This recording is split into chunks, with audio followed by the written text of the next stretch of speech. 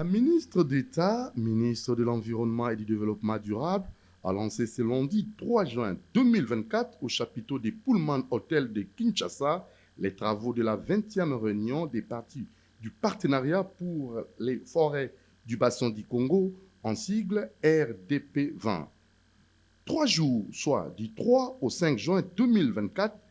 plus de 500 participants venus des pays du bassin du Congo et de l'Europe, sous la cofacilitation française et gabonaise, vont réfléchir sur les mécanismes innovants de la préservation et la gestion durable des ressources forestières du bassin du Congo. Après les mots de bienvenue prononcés par Benjamin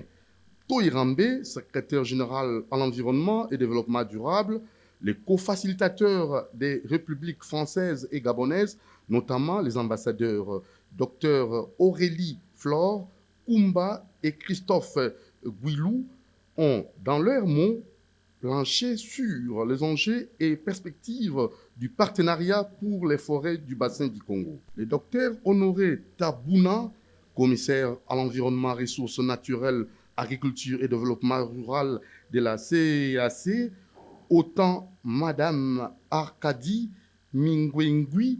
Ndomba, ministre de l'Environnement et du Climat et Conflits Hommes-Faune du Gabon, ont salué la tenue de ces assises emblématiques du Congo qui devront déboucher sur des perspectives promoteuses pour une gouvernance forestière bénéfique pour les populations et booster le développement économique. Prosper Dodiko, ministre burundais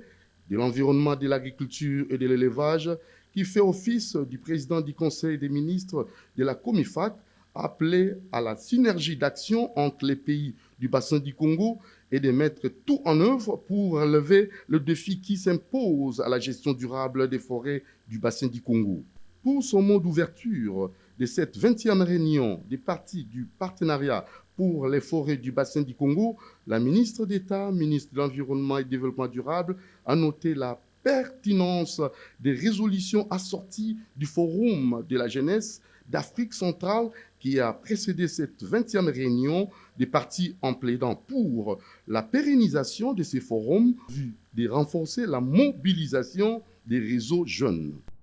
La dite région d'Afrique centrale porte aujourd'hui la grande responsabilité de sauver l'humanité face aux enjeux du climat. Cependant, nous devons concilier le besoin de l'oxygène et le besoin du pain.